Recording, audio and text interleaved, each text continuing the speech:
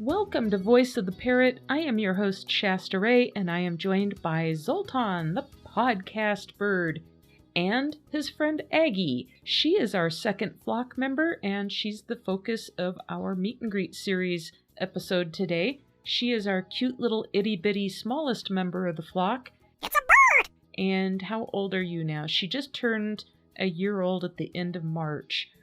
I got her at the very end of May 2022, and she had been hatched out at a bird sanctuary. I'm still a little unclear if they were deliberately hatching out babies or if she was a result of some birds that had been surrendered there. I never even asked, but at any rate, I had had Zoltan for a couple months, almost 2 months by that time, and I thought, well, it's my busy season with work. I was having to put in longer hours, and I was still spending a good chunk of time with him every day, and we'd play the talkie game, and we would work on words and stuff. He wasn't talking yet at that point, but I did spend a lot of time with him from the start. But when my hours started getting longer with work, I couldn't spend as much focus time with him during the day. So I thought, well, maybe it would be a good idea just to get him a little friend. Okay, and my intention was actually to get a second male. I wanted to stay with all males. I always really worry about the females laying eggs, and egg binding is my biggest worry. And then part two is I have no intention of breeding birds, so it's always easier to just stay with one gender if that's your intention. So that was my mindset, but I'm not picky. So I picked a day. I had called ahead a day or two ahead. I think I had to set an appointment actually to go pick her out. And I don't think it was a weekend. I think I went like on a Monday or a Thursday or some oddball day of the week and brought her home. And there was only 2 birds there to choose from by the time I got there. They were both identical. Both female, and the only difference was that her sister was missing her tail feathers. They'd busted off for some reason, and she had this little tiny stumpy butt, and that bird was super duper duper skittish. Aggie was finger tamed. She was not hand fed. She was not hand tamed beyond she would step up. So I brought her home that day, and Zoltan was on red alert. Oh my gosh, there's another bird in the house. He was all about this, and he was stuck to the side of his cage. I have an early video out on my YouTube channel where he was just kind of adhered to the side of his cage where she was. And I did not do a quarantine with her.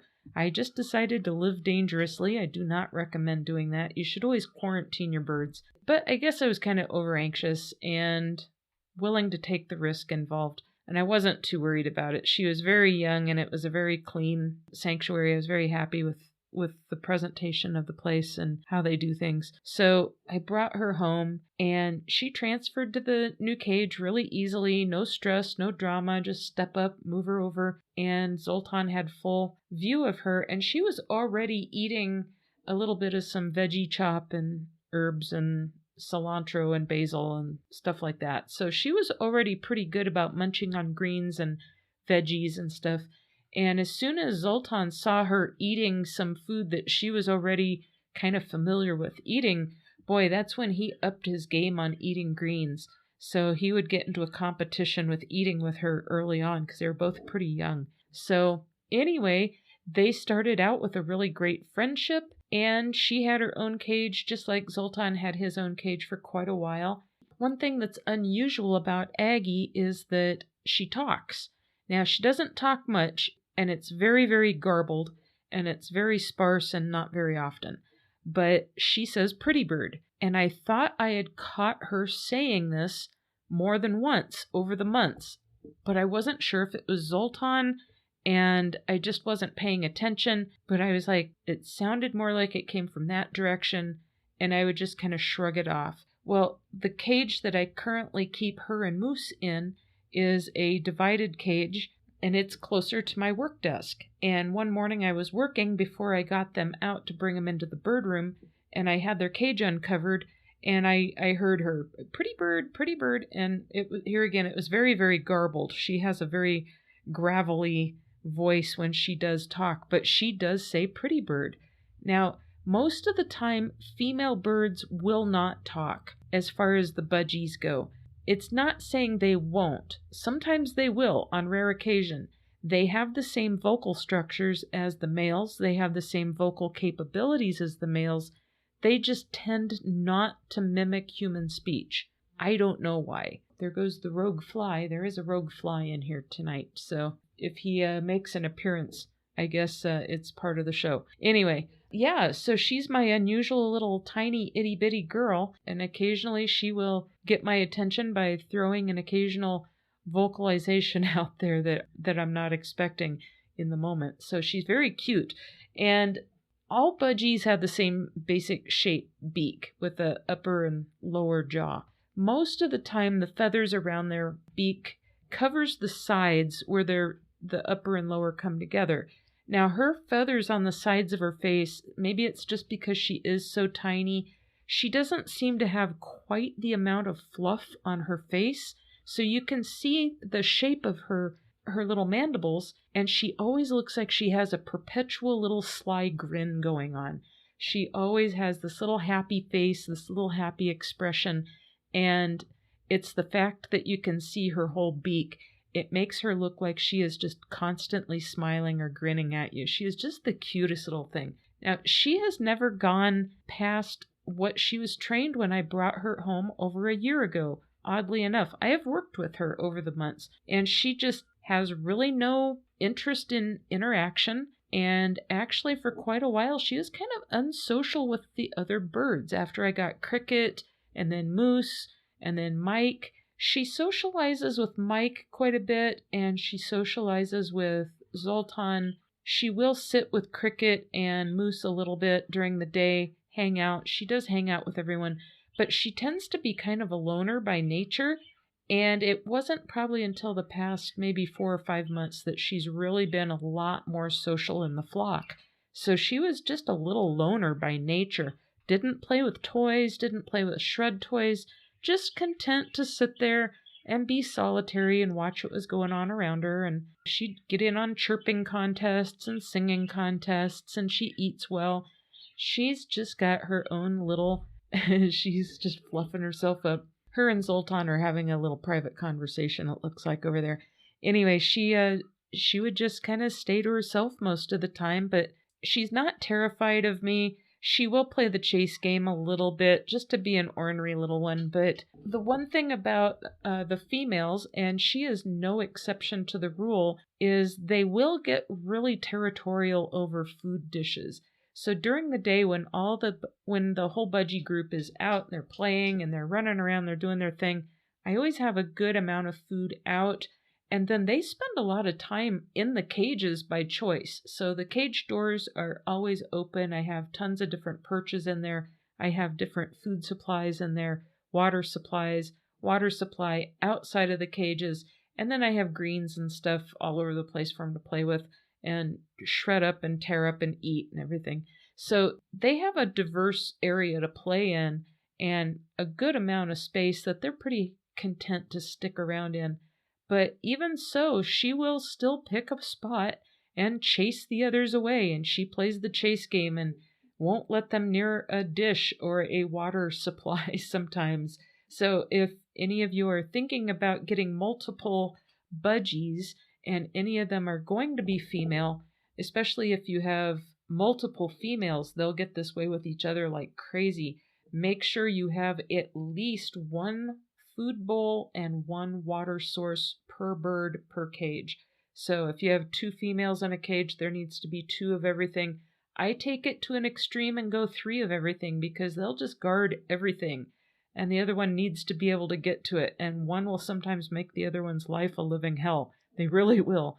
Other ones, not so much. It's personality, and then I think it's also based on, are they having a hormone fluctuation? You can tell by the shade of their nose usually.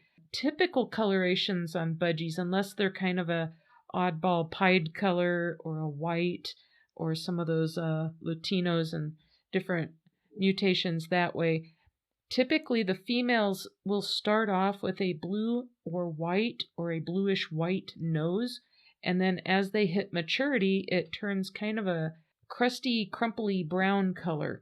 And when they're in really heightened hormonal status, it gets really dark brown. So you could call them little brown nosers, really.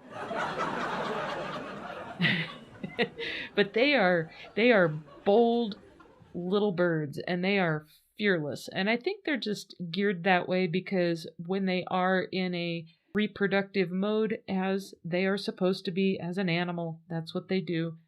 They're going to fight for resources. They're going to make sure their offspring is provided for. And when it comes time to reproduce, they get all the food so they can feed their offspring. Screw everyone else. I think that's kind of their general attitude and why they are kind of geared towards that behavior. So here again, kind of watch it. But with her, it's really interesting because she is so tiny and she will just chase everyone away. It doesn't matter. And she squawks at them. And then it's over with, and then they're hanging out together. So sometimes it's all show also. They get in a mood, they play, and they entertain themselves. So that's Aggie. I named her after Agnes Moorehead, mostly because here again, I love podcasting. And for those of you who don't know, Agnes Moorehead actually got her start as a radio actress. And I always thought that was just the coolest thing. I love it. And I actually listen to podcasts of those old radio shows that she starred in, and it is just a fun time. I listen to them at nighttime. So anyway, when I picked Aggie out and I was bringing her home, she was in that little carrier that I had mentioned in Zoltan's episode. I'll put the link in the show notes and also on the blog if anyone is looking for a good little carrier for a small bird or a couple of budgies to get them from point A to point B. Really good little carrier, won't break the bank, and it comes with a perch that you can put inside of it. So handy. But when I was bringing her home in that carrier that day, her feathers were just this beautiful, she's blue, but in the sunlight she has kind of almost a teal edge to it. And she looks like the same color as Endora's eyeshadow on Bewitched. So I decided to call her Aggie, because that's the nickname that Agnes Moorehead went by. Everyone called her Aggie. So that's how she got her name.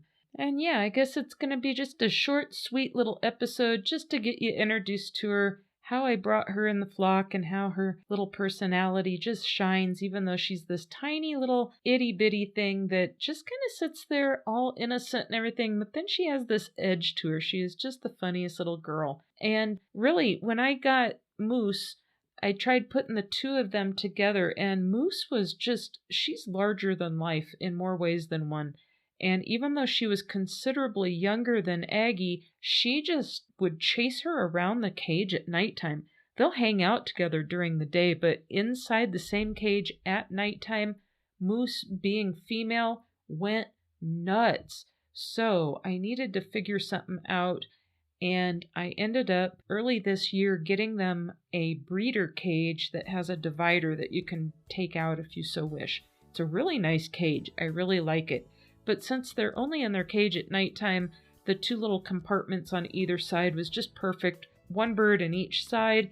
And Aggie is just a little squirt. I tell you what, she goes over and sits as close to Moose as she can, just so she can sit there and look at her and antagonize her, because she knows nothing can happen to her, and it drives Moose nuts. And I think she has a sense of humor about it. I really do.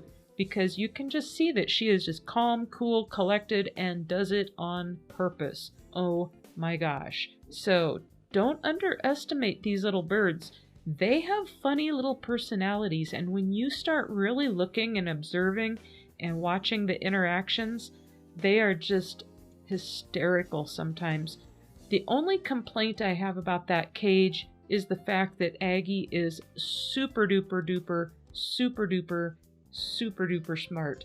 And the first time I had them in there together, she actually moved the divider so she could squeeze through and get into Moose's side of the cage. And I had went out to get groceries and run some errands. I come home, and there they are in the same side of the cage, just hanging out, no problem. As long as it's during the day, they're fine. It's nighttime, Moose turns into a werewolf or something. She is a crazy girl.